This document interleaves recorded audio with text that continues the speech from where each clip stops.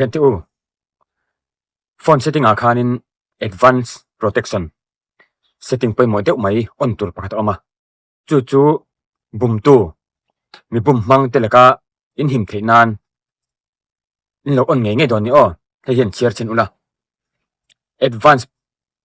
advanced protection hian online be na app lo om tak in tlun zom na him lo le I data ti chi thei thil dang laka a venhim chia antini security le privacy chak ber in ei Theih Nan device protection hi on la I Google account pro control ro antini mo chu tun tuma hian toy te in advanced protection on dan kha kan thlir ho don ni phone setting a hian kan lu tanga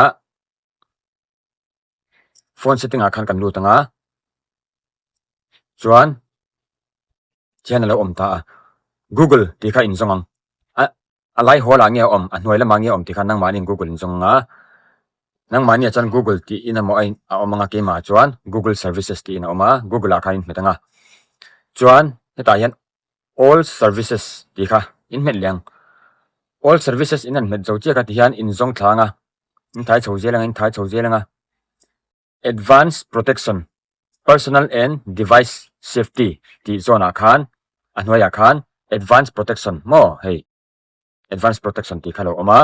hei in met don ni khati chia khan hei han chiar ula mo advanced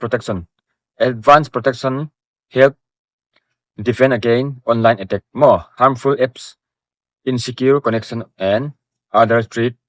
that put your data at risk antini Chuvangin chuan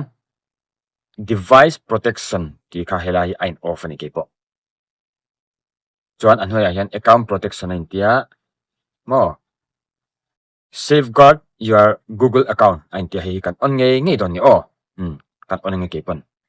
ti khan kan tran onanga Bumtu kan ti te ni bum hmang misualin mo misual ho khan in account kha an lo khoi che thei don lo an lo hack thei don lo ani chu kha in phone in venhim tin ani o chakop mai hei lo ti nge ro do to kang ti chuan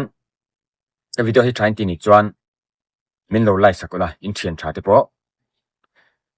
min lo share sakula chuan ka profile hi ka Facebook profile hi min lo follow sak don ni o do to kang